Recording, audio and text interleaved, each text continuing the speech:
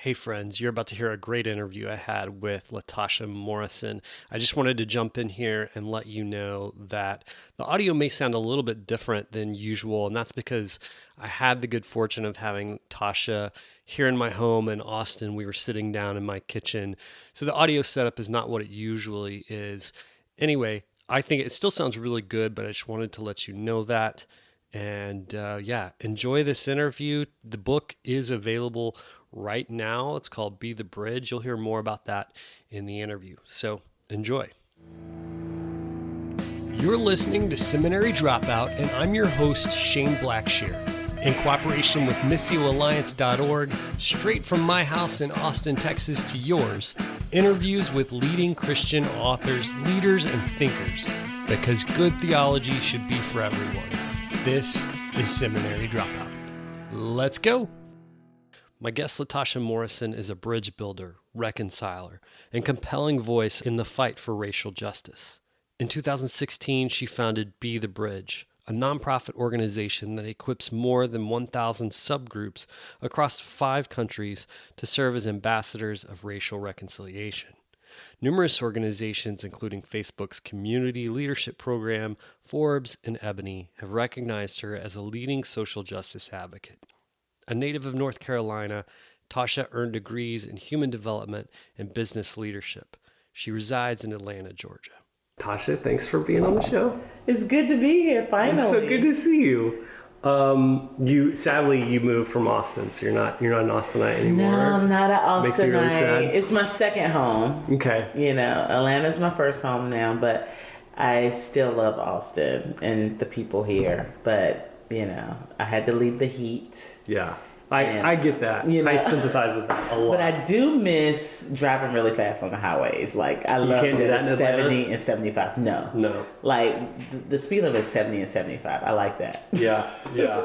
Okay, so here's some things I learned about in the book. Okay. That I didn't know about you. You became a Christian in college, right? Yes. What were those circumstances? Yeah, I mean, I think it was so funny because I went to church with my grandparents. So it wasn't that I wasn't exposed to church, but, you know, it was more cultural Christians, like if I believe in Jesus type, you know, thing. And I think I was familiar with, but I was really confused about a lot of stuff because I had a friend that was like apostolic. So she was Pentecostal. Yeah. And they were one of those Jesus name only folk. And so it was like, you're not a Christian if you're not baptized this way, you know, that's so I was just really confused about a lot of stuff. So it wasn't until and then it was like a lot of legalistic things that you have to do this and this before you become a Christian. And I just was like, okay, I'm not gonna do this and this. I'll get saved when I'm like 40 or 50. That's what I said when I was like, I'll become after a you had Christian. your fun, right? Yeah. I was just like, that's not interesting to me. And it wasn't until I was in college too, I met some other college students that had a totally different perspective. And then it was bigger than joining something that's bigger than yourself, understanding, theology more and just different things like that. So I got connected with actually it was a Christian fellowship that they targeted African American students that were on predominantly white campuses. And interesting. Yeah, I was just at Crew and I was telling them this story where because the church is segregated, the institutions that we produce, whether it's in publishing or whether it's parachurch organizations, they also become segregated, just like the church. And so, on our campus, I think we had an InterVarsity during that time, and I'm not going to date myself, but it was before they start doing a lot of the initiatives that a lot of the campus ministries have now. I think to be more diverse. Yes, I think that's more of an initiative now, but in the 90s, that wasn't as much of an initiative. And so the students would reach the people like them. And so, sure. And so that's why, but the same thing applied to the campus ministry I was a part of, where they targeted African Americans. And so I can remember growing up in a diverse environment because I grew up in a military town, but I could not tell you one white person I met in college. Unless it was like a white person that hung with black people. Yeah. Although we lived together, went to class, there was no social gatherings, no, connection. It was just totally segregated. I did everything that pertained to African American students on my college campus, and nothing that was integrated. And so, and I just kind of reflected on that as I was writing the book, and like, wow,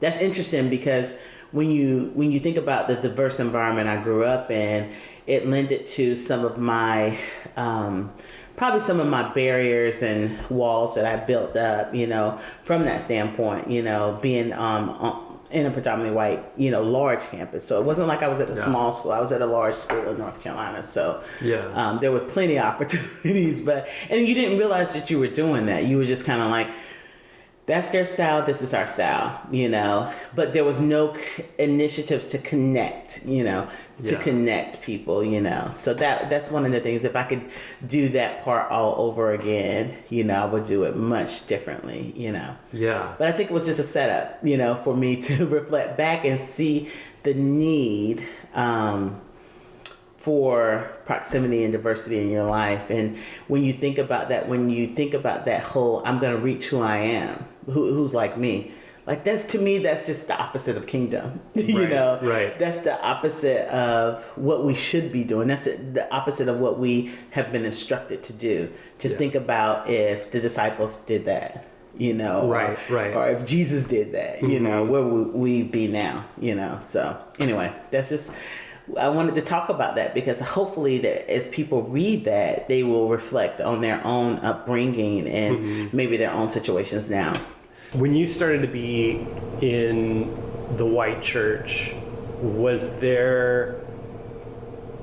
it jarring for you? I know some people, they have experiences where there's a kind of naivete thinking that, I know that white people out in culture like this, but white Christians are going to be different. It was a whole nother ballgame. Did you have that naivete, or did you go into it kind of knowing? I knew going into it was going to be a culture shift for me, but I was determined not to change, not to shift myself. I knew a lot of the environments that were about assimilation, but I wanted to bring my full self into those environments. And I would say my first experience was a little different, because it was one of those things, it's kind of like that getting to know you proximity, where you don't really talk about deep things, but you just talk about like maybe more cultural things, style things, but you're not getting into the issues. And so that first experience, it was kind of like, we ask each other questions, we're comfortable with asking each other questions. And my thing was like, okay, you can ask me a question, but first of all, I don't speak for everyone, and then I'm going to ask you questions. Why you wear flip flops all the time? When it's 50 degrees outside, why you got on flip flops? Flip flops and cargo shorts and it's snowing. Exactly. And why wasn't there that same? I didn't see that same approach that I saw in the African American church of reaching the community and reaching all people and doing the things to be more multicultural in the African American church. I saw more of an initiative in the African American church than I saw in the white church. It was kind of like, we are who we are, and the things. And when you think about just the marginalization and who should be doing that, because you only have the African American church and the Asian church and these churches because we weren't permitted to worship together in evangelical spaces and in churches, unless you were going to sit in the balcony, or you weren't good enough to sit on the pew with me. And even in death, you weren't even good enough, you couldn't even be buried in the same grave, as a white person, So when you think about that impact, when we talk about the multicultural movement, that really should be led by a lot of the white church in that sense, but I didn't see any kind of initiative. It was kind of like, we do want to reach people in our community, but we don't want to change. Yeah, so I think kind of what you're pointing to is, I find that a lot of the most white Christians' attitudes about having a more diverse church is, our doors are open to everyone. Yeah. Right. Like we would never turn away anyone. Our doors are open to everyone. If they don't want to come, that's on them, right? Right. That's in language, but it's not in deed, in the sense where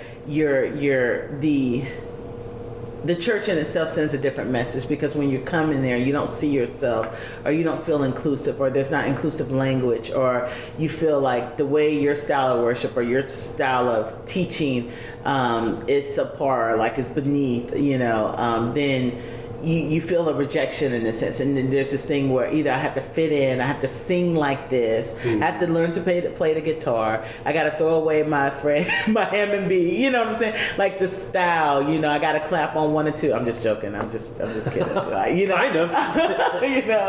1 and 3, But it's, but I think some of that is, I think we have to do it together. I don't think a church knows how to do that on its own. I think that takes a lot of skill. It takes a lot of work. It takes a lot of unlearning. It takes a lot of deconstructing into why we are the way we are, and those are just hard questions that I think any church leadership has to, ask itself, and then what are you willing to do? It's like a lot of the churches, the doors are open, but the message that you're sending is different, and to connect those two things, Yeah. So it sounds like what you're saying is that for a lot of white churches, although the doors are technically open, all the messages that are being sent in there are not ones that are telegraphing that is a place for people of color. Right. And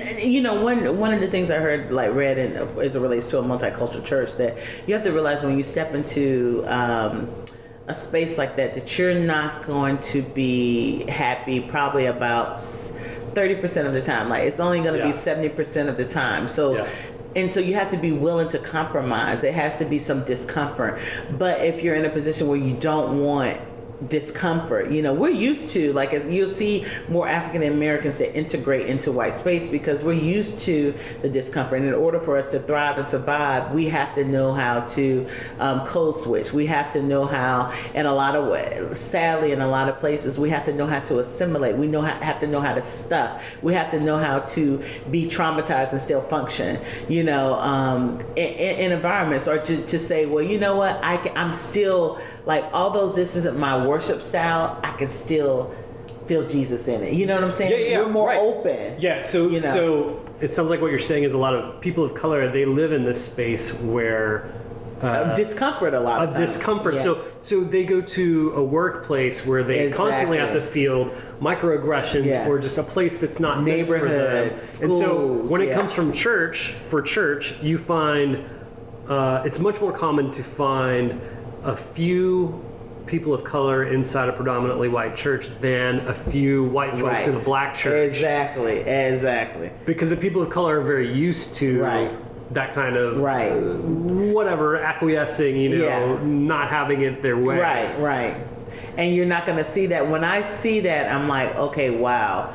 What is happening? Sometimes it's a culture thing, where how someone grew up and that's what they're used to. Sometimes people are I know people now that are being very strategic to be led by a person of color in leadership. Like, if you've never had that experience of being led by a person of color, or, having a boss, having a teacher. There's so many people, especially moving to Texas, that I saw, they have never had that experience. They never met another person of color, especially African American, outside of maybe helping someone, like when it's in more of a missional type work, or they never have been exposed to educated, people who are on the same level as you as it relates to yourself, in that context. And so I think that was something, moving to Texas, that was a little different from Atlanta. When I left Atlanta, just being exposed to that. So I think, with the church thing, it was one of those things where, for me, it's like you're enjoying this. You love bits and pieces of it. I love the friends that I met in the churches that I've been a part of. But I remember when Trayvon Martin, that's like a turning point, I think, for a lot of people of color. For me, that was a wake up for me as it relates to when we start talking about racial justice, getting serious about that, because having conversations, I remember all this stuff is going on in my community, and because I was still connected socially to my friends in Atlanta, although I was at a predominantly white church, I'm having this conversation. I remember bringing it up to a couple people in the small group that I was in, and it was like the world is like this situation didn't even exist. Yeah. And that to me was like, what in the world is wrong? Yeah. Like, right. And so that was a wake up for me to say, you know what, if I'm going to be in this environment, then I'm going to have to be able to bring my full self and talk about those things that pain me, it's expecting people to understand. But then when you start seeing the narrative, that's when I started seeing the narrative that the church is no different than the world. Yeah. So I think part of what you're saying is the Trayvon Martin situation, like that in and of itself was bad enough, but it's something that happens and you think that you can go to your white friends and all agree about the terrible injustice. Yeah. But then often you find out that it's not as clear to them. Yeah. And you could tell that they had ingested exactly the narratives that had been created. This was a 16-year-old boy. This was a grown man. He had the right to be and to do.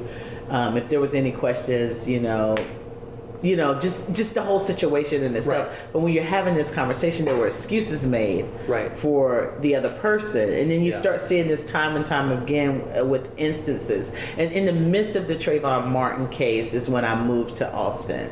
And, it was one of those things, if I told the Lord, if you're bringing me back on a church and on the church staff, then if I'm going to be on the church staff, I'm going to have to speak my mind. I cannot be in an environment where I assimilate. I cannot be in an environment where I go along with the status quo. I cannot be in an environment where I can't challenge authority or try to help change, and so if I'm going to be in this situation, I want to be in a place where I'm going to be utilized, where I'm going to be used, where I could be of some help, And so that was the first church that I was in Austin, where it kind of woke me up to a lot of things, a lot of gender issues, just a whole bunch of stuff that I learned from that environment, well-intentioned people, but intent and impact is some big things. And, and you're seeing things there where, you're like, oh wow, there's a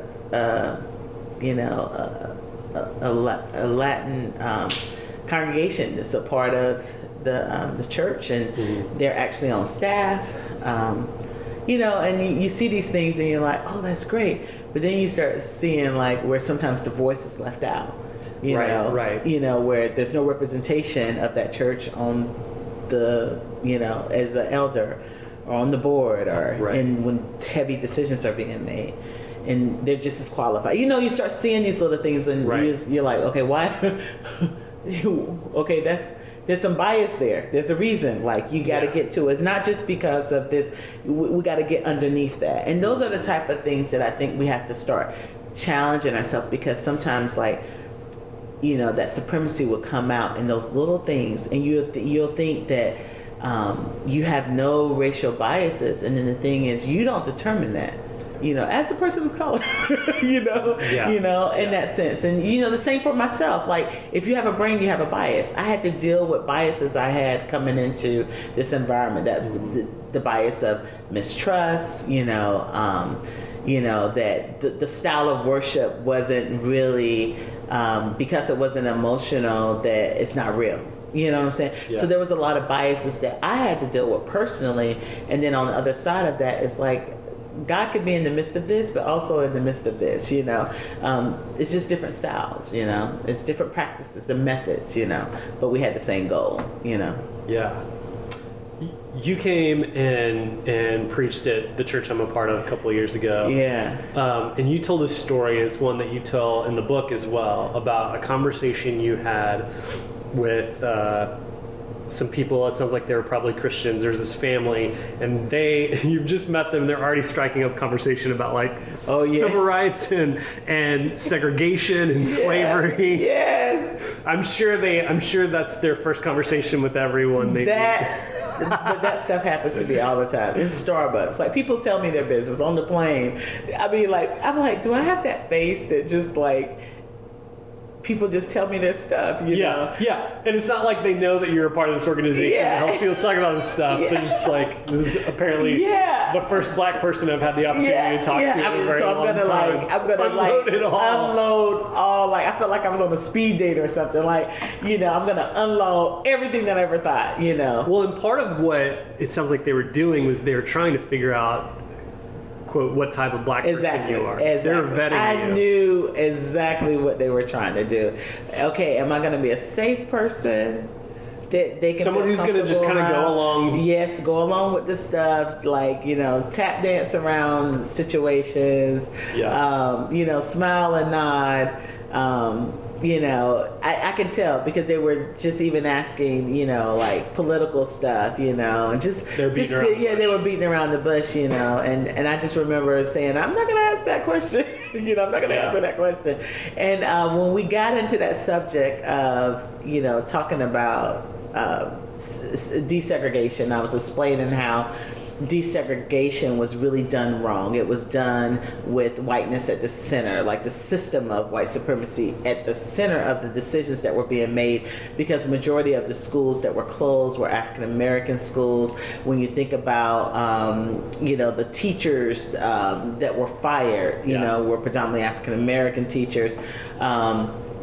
You know, when you start thinking about that, a lot of the kids were bused into unsafe environments where they were not wanted. And so that's when you start seeing even the dropout rate increase. People, you know, the people that were good in sports and, you know, weren't allowed to play, you know, so you see this in this thing of, you know, those that are inferior had to submit to the superior in those environments, and where those schools at that point had been safe places for African American kids, though people understood their culture, their community, and all these different things. So the way we went about it was wrong, because even the Brown versus the Board of Education wasn't necessarily about, it was about equity and equality. Mm-hmm. It was like, we want our schools to have the same things that the other schools have.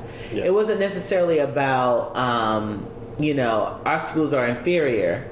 Our schools were inferior because of the tools that it was given. It's strategic. Yeah. That we're going to give you the old books. We're not going to invest in and those are the same things that happen now, because you know what? Schools are supported off of property taxes. And then you have property taxes that are still drawn on the lines of redlining. So you have communities that were redlined and that were never gone back and revalued. You know what I'm saying? So we have perpetuated that issue. That's why when we look at our system now, like how are schools even more segregated today than they were then? Because we designed it that way, you know. Right. And if you don't like tear the plans up and do a whole nother design, you're going to get the same results every time. And so, but we're a developed country. We're so smart, you know, but we haven't, you know, went back and, you know, fixed those things. So I think, you know, for us having that conversation, I was just talking about that and how the harm that was done, you know, in the African American community, and then kids who had never gone to school with black kids, you know, they weren't taught anything, a different narrative, you know, to kind of like help with those racial biases and stuff like that. Fear was driving a lot of stuff, and then, you know, then she started talking about the South, and she started talking about Lincoln, and you know, and I'm thinking like, okay, Lincoln, your dude, right? You like him, you're the hero, right? Yeah, everybody likes Lincoln. Everybody likes Lincoln. And she was like, and what he did to the South, you know, and I remember, oh Lord, where are we going? Get me out of this. How do I get out of this? I just want to watch the game, you know. Right. And at the thing, and then she said, you know, because people love their slaves. Yeah, they were like family. Exactly. And I was just like that slow blink, like, did I just hear that? And you're looking at, first of all, I was hurt. I was wounded. Absolutely. That this came from a Christian. Then I started really thinking about how far gone we are. Right. In the faith community. It's depressing. Disconnected. How like we have become a part of empire. Like, just that mindset. And I didn't even, and then I'm thinking like, okay, and then I felt bad because like, why did she feel like she could say that to me? That's right. So there's a problem with like that being in your mind, but thinking it's okay to say it out loud, and that's not a problem. Yeah. And really thinking until like, but that's the mindset of a lot of people, that romanticized view of slavery. I see it every day online. I see it when I talk to people, where because we don't teach history, we don't teach proper history. We misinterpret history here. We make people who, nobody's all bad, but also no one's all good. We don't talk about the things that Lincoln, like, although Lincoln signed the Emancipation Proclamation, he was not about equity. He was still a racist. Sure, right. But the thing is, he did not want to share power with people of color. He still thought people of color were inferior, and you can see this in his writings. You know what I'm saying? Yeah. And so, but we need to tell both sides. Because that gives context for what we're dealing with now. Yeah. History helps us understand. We don't have to stay there, but it helps us understand the present and why I think the decisions that were made during Reconstruction and all these things have led to some of the injustices that we have now. They're all connected. They're not separate from each other. And so when she said that, it just jarred me at her. I really wanted to cry, to be honest. Yeah. And but I was not gonna go down like that, And I'm thinking, like, how do I address this? I just started this job like no more than 3-4 months. And I want to just set it off right now. I wanted to flip the chairs, the tables, and just make a grand exit, But having to sit there and take that and like, okay, this has to be a teachable moment. I have to make sure she never says this again, and definitely never says it to a person of color, whose family was impacted by slavery, where you had no choice, no free will, and if your family was in the same situation where they have been oppressed and, someone's boot on their neck and beat because they wouldn't be submissive, or rape, what I'm saying? All those different things with the institution of slavery, how would you react? And so I just said, people didn't have free will. That's not love. Right. I mean, the gospel, like, Jesus gives us free will. We're born with free will, and that was stripped, They had no choice. Yeah. So this whole love doesn't control. Exactly. And so when we try to romanticize, this president had an affair with this person, it was like, no, they didn't have a choice. Right. So we got to look at that differently, And so we have to change these narratives in this. And so I just remember thinking, like, Lord, if I'm going to be in this environment, I'm gonna have to tell truth. Like, I'm gonna have to speak the truth. I'm gonna have to get some history lessons. I'm gonna have to correct this stuff because this is a mess. And that was really I would say that was probably the catalytic conversation that God used for me to step out and do something, because then I started seeing just the mindsets, and that started some of the first conversations I had. So what I love about that story is you in that moment had some choices, and my friend Dan White Jr., he just wrote a book about this, and he's got beautiful language for it that I can't remember, but basically you had some choices. You could have lashed out. Yeah. You could have dehumanized her. Yeah. It may have been justified. Exactly. And then, but also you could have just ignored it. Yeah. You could have just disengaged. Exactly, or laughed about it, totally. Off. Yeah, you could have smiled and nodded and then just walked away or whatever. And most people, most of the time, we only have the imagination for those two things. Yeah. Right? Yeah. For either just brushing it off our shoulder or lashing out and dehumanizing someone. But you have found this third option, which was engaging and making it this teachable moment. Yeah. And you kept the love part, so you didn't exchange the dehumanization that she was giving. You didn't give that back to her, but you also didn't let it go, and you engaged in love. And I think that's what I really like about that story. When you told it at our church, and it stuck with me. because when you told it, my blood was boiling at the moment, and I just thought I would never in that situation know what to say. Like, it's so, saying something like that is just so far off base. Like, I wouldn't even know where to start. You know what I mean? Like, you feel like you need, like, okay, you need to go to like racism 101 class, because I don't even know where to start with you. But it cost me, that response cost me, because it was very costly, because I mean, I left out of there like trembling. You know, I was wounded, and I had to talk it through with someone, like, what is this mindset? How could someone say this? You know, this person is a Christian, and I really start seeing how closely connected, you know, that was that Christianity is to this mindset. You know, like, it wasn't just that we were complicit. We created an infrastructure. People did a lot of these things and said a lot of these things in the name of some Christ. I don't know which Christ, but some Christ, you know. And so that was the thing, really having to process that. So it took me about 3 days to process, you know, that conversation, and then process, okay, how am I going to respond? But you see, I am who I am. I'm naturally like a person that builds bridges. Like, that's just who, if you could ask anyone in my family, just from the time I was a child to now, like, my personality, like, I've always tried to kind of, I always spoke my mind. I'm always a truth teller in that sense.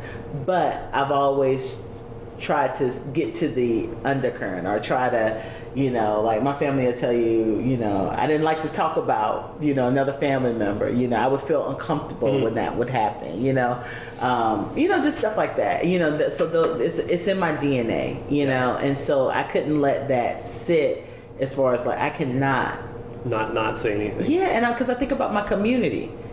I don't want my community to be hurt by people like that, or to have to give defense for stuff like that. Right. So although, you know, my work is for the kingdom, I connect it back to, you know, I want my community to be understood. You know, I want all marginalized communities to be understood, and for their stories to be known and told, and their history not to be erased. Yeah. And so, you know, and then and I know a part of that creates the oneness that we all desire, you know.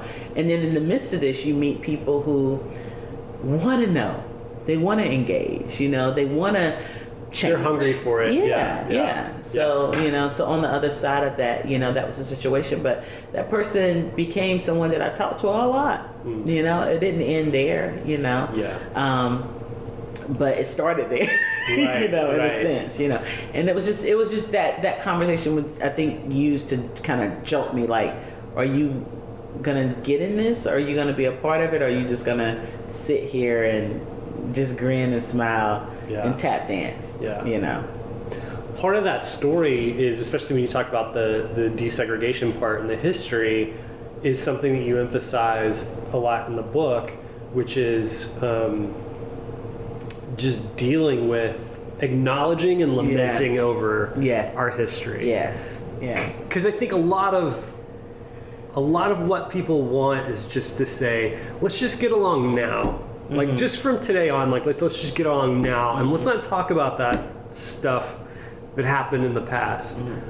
Why is it so important that we do that? I mean, let's think of it in just a relational way. If you were building a relationship with anyone, if I was getting married and there was this traumatic history that happened in my husband's life, like whether it was abuse or anything like that, is that information I would want to know? Or do I just say, well, we're just building a new life now. We're starting from scratch. We're just starting here, and that's it. You know, what happened in the past is the past. We can just move forward from here. Do you not think that history of his life has informed how he would, what type of partner he would be, what type of father, what type of friend, what kind of, you know, co-worker? That history has informed all of that. And if you're really going to be one with someone, you have to understand who they are, We have to understand each other. And anything else in life, we don't do that. We don't do that about scripture. Biblical history is very important to our faith now. Our practices, our faith practices. A lot of that comes from history. How we, when we do communion, that's a part of remembrance. We celebrate, Christmas, remembrance. We celebrate Easter, Resurrection Sunday, that's remembrance. And just even if you think about the Jewish faith, all the things that we do, baptism, all those things are in remembrance. And so memory, we only get amnesia when it comes to racial stuff.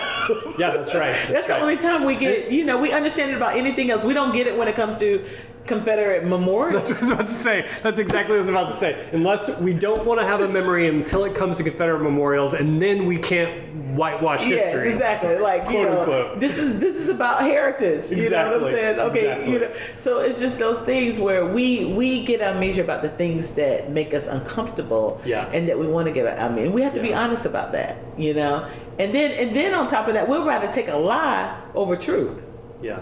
We'll rather take a lie and say, like, okay, do you know, like, most of these things were erected, these monuments that we built to people, they were erected like in the civil rights era, as a direct response to that, And so when we start talking about those initiatives, but it's so important to us, and so if that history is just as important, the history of our brokenness, or the history that shaped America, the history that shaped and traumatized a community, and not just my community.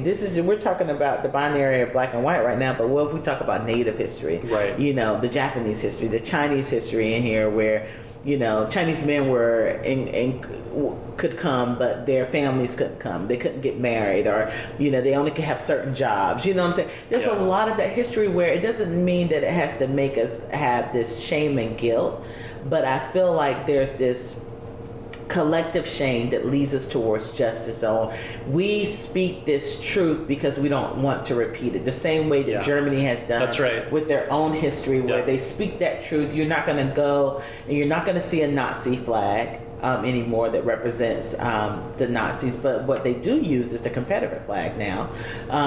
Nazis do. Yeah, to get around, because they know. To get around the Nazi flag. Yes, because racists know what's racist. Yeah. Although we say it's not racist, racists know what's racist.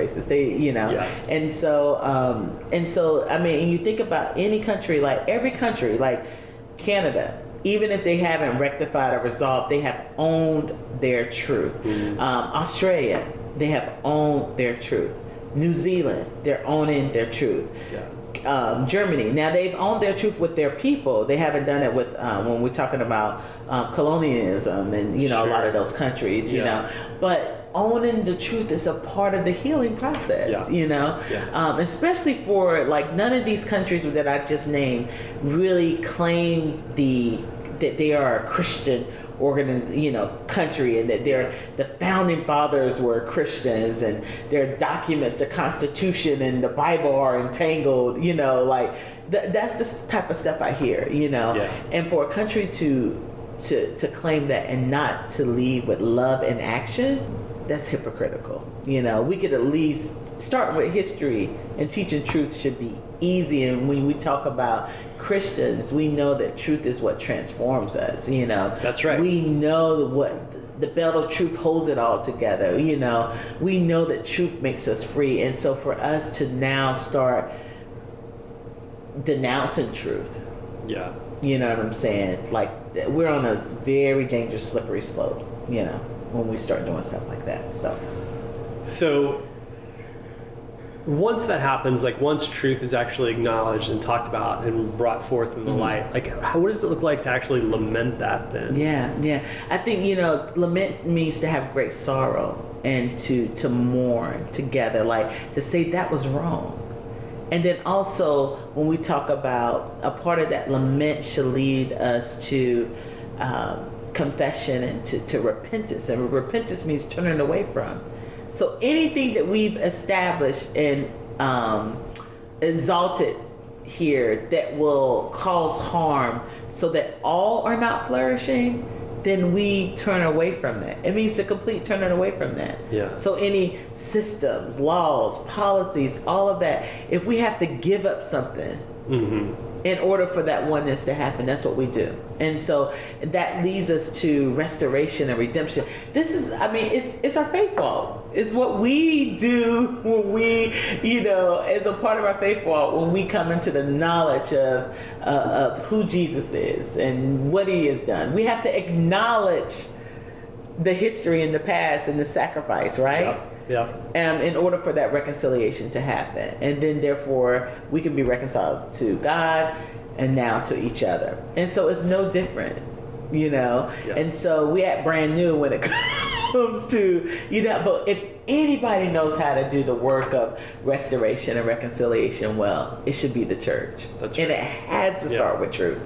So we can't, separate that. We have to talk about that, even as painful as it is, Yeah. and talk about, like, how do we not do this? It's not enough to make a declaration in your doctrine or your doctrine statement and say, we acknowledge that we had, funds and we were divided by slavery, our denomination. But then you don't do any restorative process to start shifting those policies. You don't change the power dynamics. You don't, it's just empty words. Yeah. It's kind of like if we don't do that gutting out as it relates to our faith, it's just words. It's just semantics. Like, it doesn't mean anything. It's empty. When there's no action of redemption following that, and what that looks like. And I don't feel like, we set the course for that. I think that has to be established by unbiased people, in order for the real work to be done. That's tough. That's a hard place to be in. It could be done, but it's a stripping away. I think about Rwanda, where the country had to be basically destroyed in order for it to be built up again. And here you are. This is a country that was 93% Christian, one of the most evangelicalized, like, missionalized, whatever, countries in Africa where this happened. So it just shows you it's in the water. Just as you're talking, it's making me just realize how I think one of the things that makes that so hard for Americans to grasp is just our American individualism. Yeah. So like this idea that, like, our fathers sins don't just die with them. Yeah. Because in American individualism, it's just all about me. And I didn't do any of those things. I didn't enslave anybody, and I wasn't even around during whatever. Right. But to go back to what you're saying, Christians more than anyone, or as much as anyone, should be able to understand that, because we come from this. There's this idea within Christianity and Judaism that God speaks to us as a people. Yeah. Like, I was studying about, like, the Jewish Passover meal, and one of the things about the Passover meal is that when the kind of liturgy, the script that Jews would repeat when they're taking the Passover meal is that they would say, remember when we were slaves in Egypt and you saved us. And they're saying this generations after that actually happened. But there's this concept there that they are a part of those people that were there during that time. The Bible is collective. It's so collective. It's so collective. And so that's why, I feel like not just even American, Christianity. I think when we talk about just Western culture, in the sense where this individualistic mindset, individualistic American exceptionalism, that is not from, when we think about systems, that's more empire than kingdom. Yes. And so that's something I think we have. I have to leave that behind. Like, to do the work that I'm doing, I have to leave that behind. I have to think of I do this just as much for the African American community, the Native community, the white community. You know what I'm saying? It's like, because if I didn't care, I wouldn't be in here talking. You know what I'm saying? Yeah, that's right. And I think that part of what I'm hearing you say is that it's not just about liberating people of color from white supremacy or the oppression from white people, but it's also about liberating the white people from being the oppressors. It's just as bad. The oppressed lose and the oppressor loses. That's right. And so when you start seeing each other as a collective, that we're connected to one another, that I only belong if we belong, and when we really start taking that to heart, I think that shifts. And so I think sometimes we do want to separate ourselves. Like the pain of this work can cause you to think individualistically, in the sense where I'm only looking out for mine. I'm looking out for my people. But when I have a kingdom mindset, my people equals all people, so that all may flourish. So that doesn't mean that so that all Native people or all Puerto Ricans or may flourish. That means that all may flourish. And so that's different. And so when we think about this collectiveness that we had when like as you were talking about Judaism, when you think about the sense of Achan, when we can go back as far as just time after time. And then, when we think about Deuteronomy, write them on your doorposts. Like there was always this we're connected. So you didn't cause the problem, but we're responsible to fix the problem. Yeah. And also I as a white guy, I benefit from the problem still. Yeah. And it's like saying that, my house is having problems. I bought this house and it's not my responsibility. It's the people who built the house. You know what I'm saying? Right. Oh, that's a it's great like metaphor. that. It's like it's the people who built the house. But you know what? You live in the house now. Yeah. So you just how do you hold them responsible when they're no longer a part of the house? And so I think those are just the concepts that we have to think about. And it's a part of coming out of yourself. And that's hard to do because you're talking about deconstructing thoughts and but I think we've ingested this whole empire mentality versus a kingdom mentality, that third space. And it's like what I want to see would be the bridge as it becomes that third space, that we are more kingdom focused than empire focused, because we live in a world that idolizes empire and empire mentality. And how do we fight against that in our own life, and look at the way of Jesus. And so that's even some stripping away that I have to continuously do each day, like renewing my mind, becoming more like Christ each day. Like this is a lifestyle that I live. When we talk about Be the Bridge, this is not a checkbox. It's not a trend. It's not a movement. I'm not trying to start a movement. I'm trying to have a transformational lifestyle. And I think when we commit to the works of Jesus in the kingdom of God, this work right here is what we are all called to, Yeah. And so that's hard. That's even hard to say even in my community, because it's kind of like I didn't break it. Sure. And I don't put that burden on me to fix it. And this is the thing, it's not going to be everyone. This work is not, I want everyone to be a part of it, but I do understand that the kingdom of God works in remnants. It's not like what you say, if you can convince 3.5% of the population, that's how change happens. Yeah. And so I'm looking for the 3.5%. And, who are the people? Or are we going to sit on the sidelines like some of our parents and say, like, where were you when this was happening? I don't even remember. This won't happen.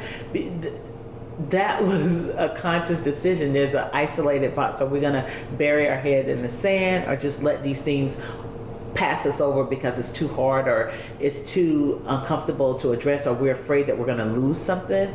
And that's where it keeps a lot of people, neutral in this, is because they're afraid that they're gonna lose something. They're gonna lose their following. Sure. But we have to lay it all on the table every day. I lay it on the table where even with my organization, I have to hold it with open hands. It's not mine.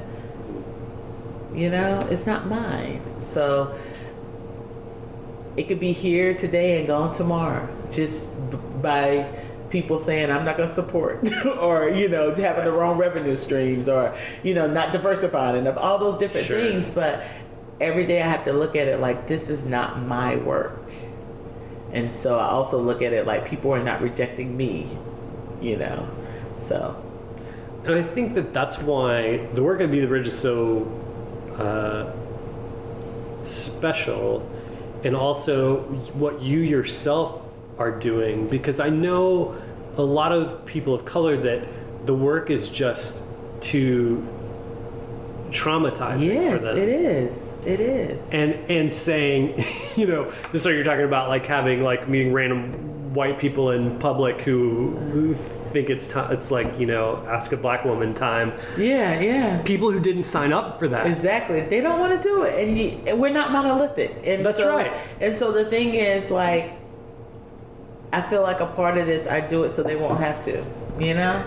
And so I felt like, I feel truly that for such a time as this, I feel like I've been, built for this in a sense, not like, it's not to say I don't have my days, or my moments or my hours or my minutes, know, but it's like, this is hard and it is traumatizing. So you have to make sure that you have self-care. You have to have good people around you.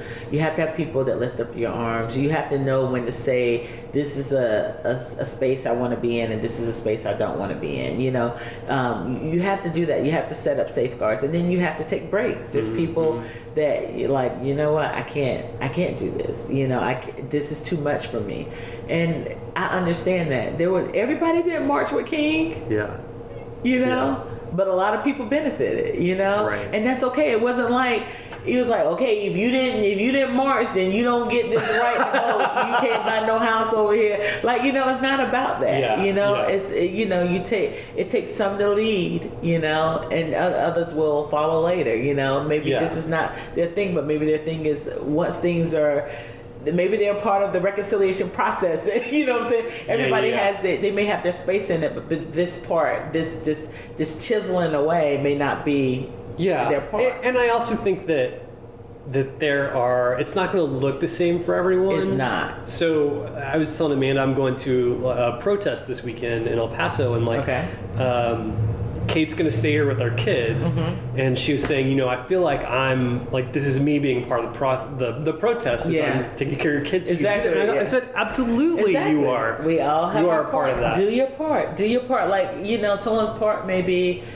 Everybody's part is not to have a platform, but maybe someone's part is to make sure their family embraces this, and they teach their children true history, and they model this out in their life and with their family. They don't sit around and let their family say crazy stuff. That's right. Maybe that's your part. Yeah.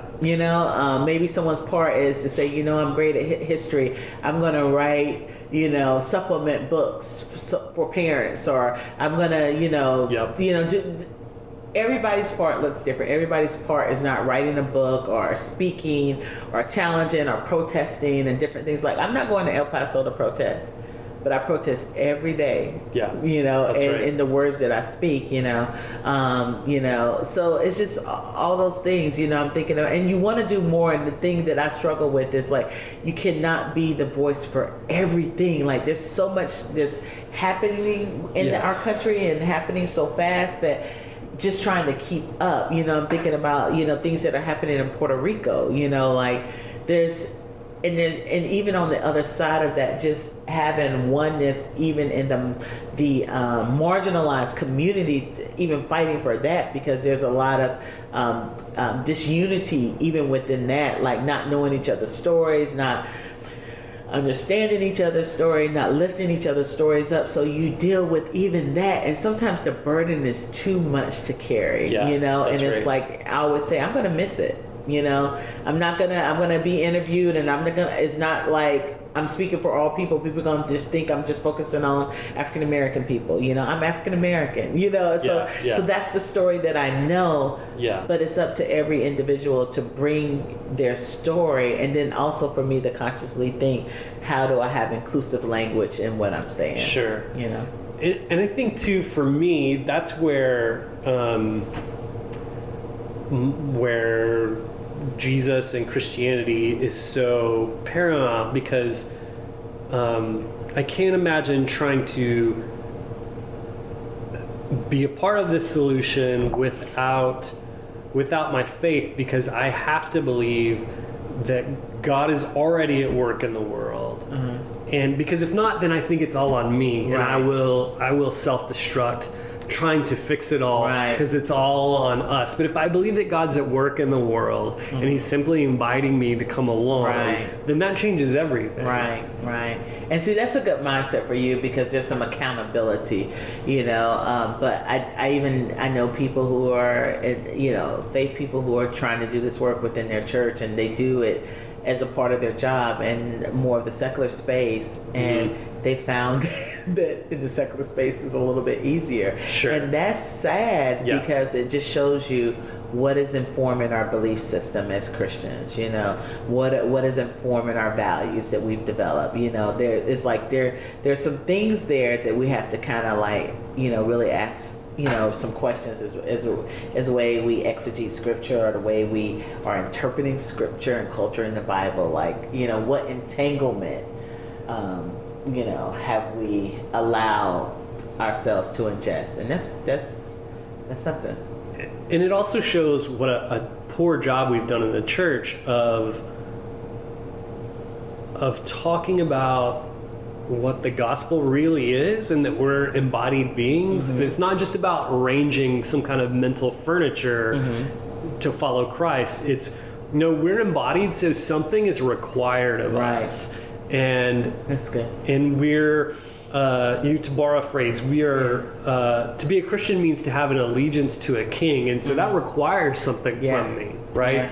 It's not just about believing the right stuff. I actually have to do something. But allegiance to what king? You know what I'm saying? I think some people. Well, you got to get Jesus right first. Like because these idolizations that we've created, I think that's a part of the problem. That's right. It's not America. America, for a lot of people, their king is America. Yes. For a lot of kingdom, their king is their partisanship. Well, and not only that, even our racial identity in that sense. Yeah. Even if your king is God, though, it doesn't matter if your God is a white guy. Exactly. It's God, but it's blue-eyed. Exactly. Yeah. So even all that stuff, there's just so much that we have to unravel, that I think it becomes exhausting for people and too hard, And so I do feel like this work, has to be supported by majority culture, by white people, but it needs to be led by people of color. Yeah, it does. That's so good. It does. So we've talked a lot about Be the Bridge, but just for those listening who aren't familiar with it, what does Be the Bridge do? Yeah. What are the mechanics of it? Yeah, Be the Bridge is a nonprofit organization where we develop tools and resources to help people to have a transformative conversation around racial healing, and so we've created a process. We have tools, we develop videos, we have college curriculum, we also have youth curriculum that we just got funded through Facebook to do. So we're starting that whole movement. We have webinars where we help white people walk through this. We have people, experts and professionals to help white people kind of walk through this. We're developing resources for people of color specifically to really address some of the disunity within our spaces too. So wherever there's a gap, we're that on-ramp, where people can get started, as long as they're in a place of awareness and acknowledgement. If you're coming to us and saying, convince me that it's broken, then guess what? You can convince yourself right out that door. Because that's not, and that may be hard for a lot of people, but I am not trying to, if you can't see, then that's a heart condition. I'm sorry. So I can't resolve that.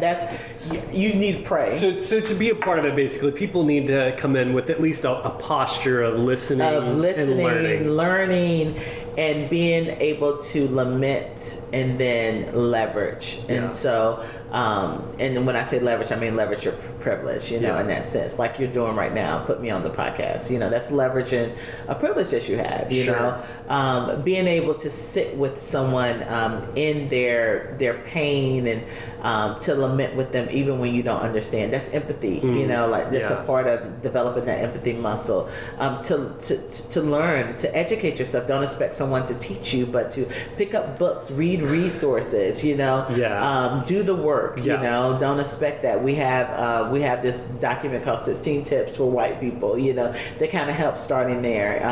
And then to listen, because we've been in environments where a lot of times where we've done all the talking. And so I think in this, you have to have a posture of listening to one another. And this goes to even for people of color who are confused about a lot of this stuff, because we live and drink the same water. We are impacted by the same things. And so you have a lot of people that are even blind. It depends on what environment they've grown up in. And so sometimes even in that situation, if 95% of the people are saying the stove is hot, then maybe it's hot. And you got 5%, people want to listen to that 5%, but that 5% has no power. That 5% needs to do the same thing, to listen and to learn and to educate yourself. I have to educate myself on stuff every day. All these stories that I tell in the book, historical stories, that was not taught to me in school. Right. That was taught to me. I learned some of this stuff in college, but most of it I didn't even learn in college, unless you take that track, Sure. But you have to search it out, So this is stuff that you learn after the fact. It's documented. Our history is documented, and so it's not hidden from anyone. So, but it's just a matter of us taking the posture of learner to say, I want to really know truth. There's things that happen. You can start with your own community and city. If you wonder why there's less people of color in your community, find out. I know there was people talking about that in Oregon. Well, do you know that Oregon was a white state, where people of color were not permitted to live there, So there's a reason for that. And so I think we have to search those things out and understand what happened in your county, There's a lynching memorial, legacy memorial that EJI has constructed up and down in Montgomery. I advise everybody to go see, where we start looking at the history of lynching and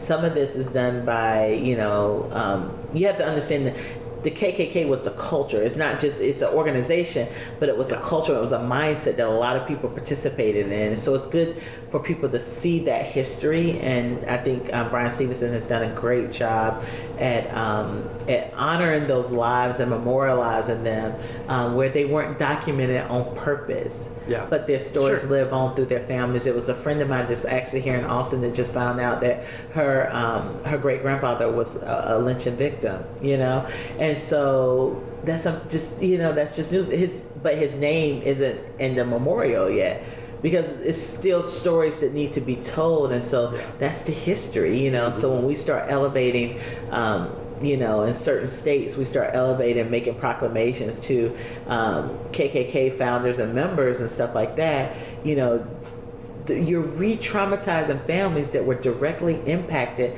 by the terrorism, that has happened, that was done by that terroristic organization. So, and it's not just an organization; it's a mindset, it's an ideology, So I think those things are important, for us to know and to understand. So I think in Be the Bridge, we start giving language to that and talking about those things and talking about things that are happening now, and what our posture should be and how we should kind of read between the lines, hopefully giving people new perspectives and stuff like that. This is a hard time to be in this type of work, a very hard and difficult time. A lot of people of color are taking time out, because it's just too hard. We've lost a lot of people of color in this work because of just, it's taxing. they feel it's taxing, and they feel let down. People feel let down by what's happening, where I'm having to explain my humanity and trying to get you to read between the lines. And I was just somewhere and I was and I'll just say it quick here, but throughout history, if we look at the remnant of folk that called out and said that the institution of slavery was wrong. Okay, think about that. It may be during that time, although it was legal, it was not just. And so sometimes the things that are legal are not just, and sometimes the things that are just are not legal. Yep. But there were a remnant of people that said that was wrong. It wasn't everyone. Majority said it was a good thing because it made money. Okay. Yeah. But then when we think about people of color, we've always said it was wrong. So when we think about Jim Crow era, people that were fighting against that, people of color, we've always said it was wrong. We talk about civil rights, and then, if you look 20 years from there, you see people say, yeah, it was wrong. This is wrong. How could they do this? How could we have an institution of slavery for centuries? How could we do, Jim Crow for decades? Yeah. The civil rights movement, how in the world can they, attack children with dogs and water hoses and all this stuff? Why couldn't they vote? We look back on that and we say, that is so wrong. We hear segregationists today. We hear those speeches and we're like, oh my God, we cringe at it. Right. But in all of that, people of color has always said it was wrong. We've always been on the right side of history. And all those things I've named, the church has been a voice for the oppression. Right. The white church. Exactly, the white church. Listen, thank you for making that correction. The white church said the white man. No, And so when we think about now where we are in history, as we're crying out talking about mass incarceration and all the things that we're talking about at the border and all these different things. As people of color, we're crying out. And so what will history say about you in 20 years? And what side will you be on in 20 years? Will it be an embarrassment for your family, or will it be something that can be celebrated? Yeah. And that's the way some of us look at now, like, where was my grandfather in, during the civil rights movement, or where was my family an abolitionist, all these different things. Are you setting the same course? Or are you going to create a different narrative? Right. And I know there's people in Be the Bridge, they're creating different narratives for their family. They're creating a different legacy. They can't do anything about the things that were done before them and where their families were complicit or silent. But they can make a different choice. And so that's what I'm saying, because history keeps the receipts, and we're going to give an account. Yeah. And 20 years from now, we're going to be listening back to this conversation and some of the things that's happening now in our country, and we're going to be like, oh my goodness. And we have to look at, in all of these things that we have, the atrocities across not just this country, but across the world globally, the role that Christians play in empire and not in kingdom. Yeah. And so I think that's something for us to be said, that we really have to think about what is informing our faith. Yeah. Yeah. And so part of what I hear you saying is that in some of these issues that come up around race, for white folks who just don't know how to feel about it, look to the people of color and see how they feel about it. Look to the people of color. Because they've not just been one. Not just one. That's right. And not the 5% of people of color that Fox News loves to give a microphone to. Exactly. Look to the majority. What is the majority saying? What is the majority saying? Everybody wasn't marching, but there were a lot of people at the March on Washington, and then that crowd was very diverse. And so there are a remnant of people that are speaking up now. But the thing is, will we have the ears to hear, or what are we blinded by? Yeah. And I think I would say, if you're listening to this and you just don't get it, don't understand, I would say pray that your eyes will be open. Yes.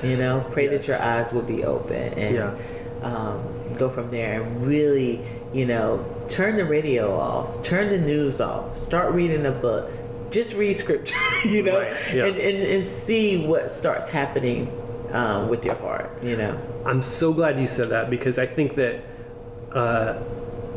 so many, especially I think white folks, when they start getting into this conversation and having their eyes open, they think, if I just like educate my white friends and family, then they'll know and they can change their mind. And I have found out that is not the case. Yeah. And that's also how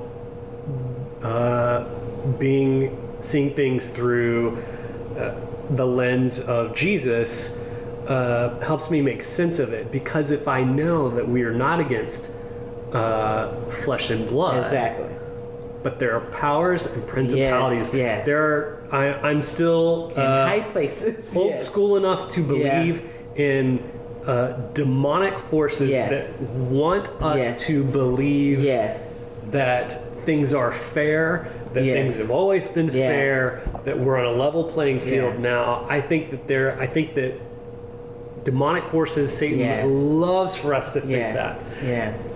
And so that's why we have people that are Christians that seem to love Jesus, and they're also smart, but cannot see this. Yeah, it's like completely blind to it. That's right. I mean, what you would say, good, what we would call good people, but completely blind. And I mean, you think about that as it relates to the Sadducees and the Pharisees, and look at who Jesus. Largest critics. It was the ones that were marginalized and oppressed that really took to the Word of God. The elite couldn't see it. Yeah. I mean, crucified. And so when you think about that, I don't want to be that. And so even every day, like if it's something I'm missing, I'm humble enough to say, like, Lord, let me see. Show me. Something new. Like if I'm missing it here, help me to understand this. And then in the midst of all of this, make sure as I seek justice that my heart doesn't grow bitter to those that I want to have justice from, in the sense where I'm not praying as much for redemption. And that's the thing, is keeping my heart pure in the midst of all of this, because it's easy to say, you know what? I want to blow it all up. That's right. Yeah. And so I think that's important, in the midst of this, that still longing for restoration, even for those that oppress, and that's hard. Yeah. That's hard. But I would say, I'm not speaking for all African American, but when I look at the receipts of history, and how in the receipts of history, there's never been retaliation. There's never been a mass murdering of white people. That's never been the case. But on the other side of that, you've seen that. Yeah. Against all people of color. Yeah.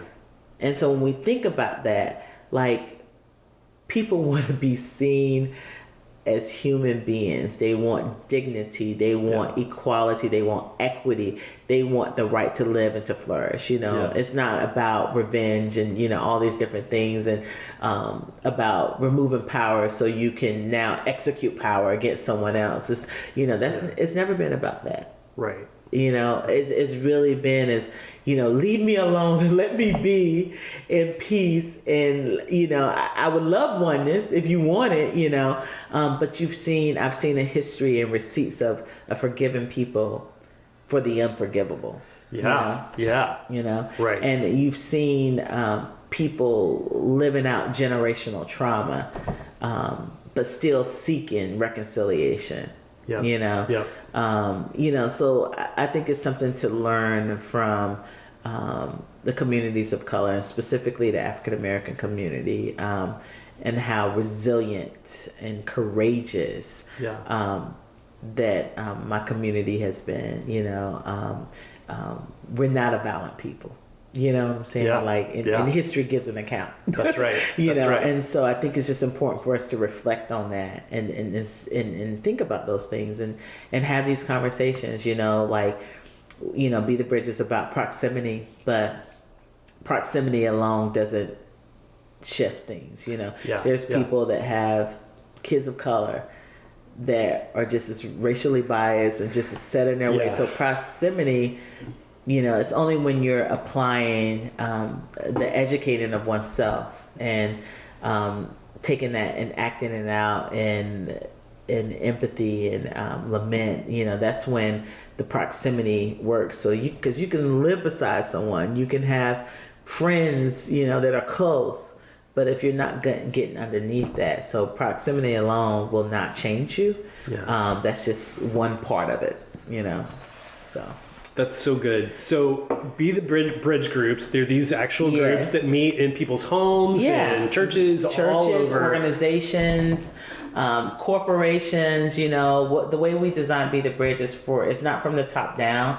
It can come from the bottom up. It's very grassroots. Grassroots. We want people to do it with a diverse group of people, but we also have created groups just specifically for white people that's called BTB for white people. We're so creative. It's just called BTB. That's great. So you probably had a really long meeting to come up with that name. So there's groups for people to understand white culture, white identity, to really get underneath that hood first, and before even engaging in Be the Bridge groups. And we've developed some college conversations. Colleges need to be proactive in this work and not reactive, because things will happen. You're bringing people from across the world, to a college campus that have all types of biases and narratives that where they've been raised. And so if a college campus don't lead out and oneness and lead out and what do we do when, and so what we do is create the tools that colleges and organizations on college campuses can use.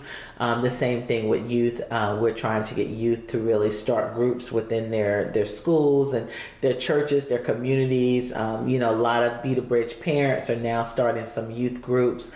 So there's a lot of stuff, because if you're going to change the future, you really have to make sure that we're pouring into this generation, or unless the work kind of dies out, it cycles out. And so those are the things that we're trying to do. So it's really conversational, in how we do that. And and we have online groups and webinars and those things like that. So we're just really getting started. We're only 3 years old, and we've been able to do a little bit more this year because we've had more resources. And so we have stuff that people can get licensed for, just all types of things. And then we have the book now. And so we have this book where people can learn and understand the process and how do they get involved and all those different things. And so it starts with awareness and really acknowledging, because you can be aware, but until you acknowledge. And now once you acknowledge, what do we do? And so Be the Bridge is for those people who are thinking like,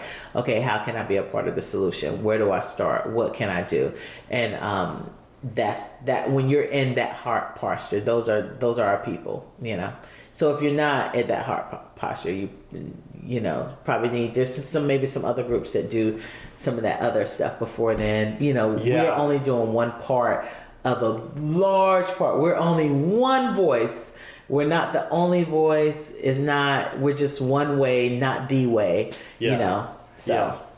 That's so good. So the book is called Be the Bridge, and the tagline is Pursuing God's Heart for Racial Reconciliation. When does the book come out? Is it out October 15th. Okay, so we got a while. Okay. Yeah, October 15th. October 15th. Get it? Is it pre-order? You can pre-order now. We're going to be doing some pre-order campaigns where you'll get some extra things. There's some liturgies that I wrote in there. I love those. And so so you can get those, and there's some other pieces that we have as people pre-order, and we're going to do those campaigns. But right now it's available. I think you can get it at Barnes & Noble, Christian Books, and Amazon. You can pre-order from there. So yeah. And if somebody wants to be a part of a Be the Bridge group, would they go to your website? Yeah, well, one of the things is the way our groups work is that you have to start a group or partner with someone else to start a group. And so right now they can find out information on our website. They can download the material, and then you register your group. Let's say, go back and rewind. You register your group by downloading the guide, and then you can start your group. But I would tell people, if you're a white person, I would say start with the BTB for white people first. Okay, cool. And then think about the next group. So cool. And the groups are like all over the country, and even and some outside. New Zealand, That's so cool. Canada.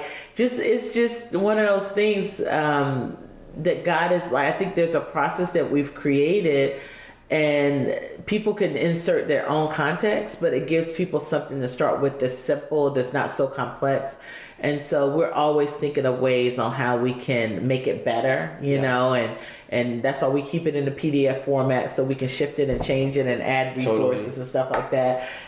So we have a great team that does a lot of those things, and so they can, we have an online Facebook group that's private and secret, that you have to answer questions to get in, and you have to actually be quiet for 3 months before you can engage. Yeah. But even there, you can still look and read, and you can see, if you look up your state, you can see where people are trying to start groups and get connected there. Yeah. We have a leader group, so those who are starting groups or started groups, there's a leader group, and we're going to have orientations and trainings in there to help really train leaders to do this work. Because you don't just do a group and like, oh, I did a group, yay. You want to reproduce your group. You want to grow more groups out of your group. We want churches to start groups, communities, all that stuff. So that's, it's just kind of like that.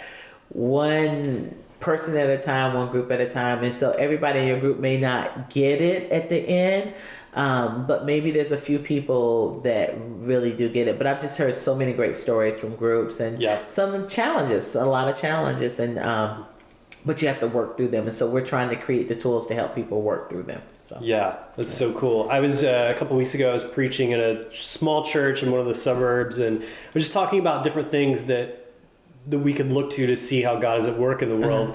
And I mentioned Be the Bridge, and I said, anybody here in a group? And there were several people in the room that were in the group. So I'm amazed. I just need all these groups to register themselves. Make sure you're registered. Give us the data so that we can continue the work. And get the funds, because this is the type of work people don't necessarily financially support this type of work. Because it's not it's not tangible. But we want to keep creating videos and stuff like that, and we're redoing our website, so you'll see a lot of new stuff that we'll have up there, and and stuff like that. So we're gonna keep filling the gaps as much as we can, and we have now we have a team of people where before it was just me. And I was supporting myself through speaking and stuff like that, but through our grant, I was able to do this full time and then bring on 2 other people to help do it full time. So that's been a blessing. You bring up a good point, because there's this beautiful culture in churches that is, monthly giving to organizations like Compassion International and things like that. And we do those things. I love those things. But I think this work is just as important. And so, for people, this could be something that you give a little bit to monthly. And I think the work is just as important. They can do that online, and the cool thing about that is a lot of people think about those things, but this is something that's right here in our country. I go to Rwanda and I see a lot of churches that are engaged there, and one of the questions that this Reconciliation Village they asked is, they said, how are you being ambassadors for reconciliation at home? And I would wonder if a lot of churches, when you think about, I think about there's some organizations, they're building wells and different things, but what are we doing in our country? Flint still doesn't have clean water. There's places in Texas that don't have clean water. So we want to do that too, because we want to be global. And we want to, the uttermost parts, we want to go to those areas and be the hands, but also it's like you cutting your neighbor's grass without and neglecting yours, or taking care of your neighbor's family, but neglecting your own family too.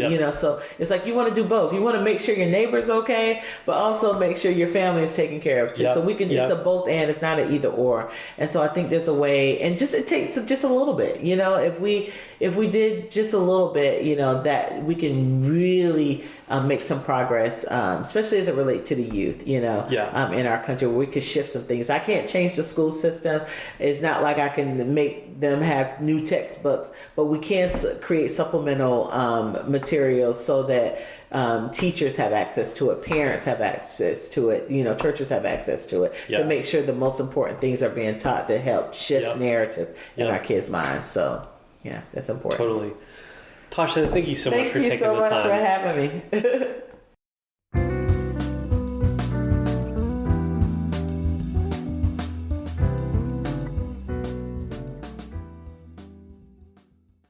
Thanks for joining me for another episode of Seminary Dropout. Remember, you can find all the show notes for this show and all shows at ShaneBlackshear.com.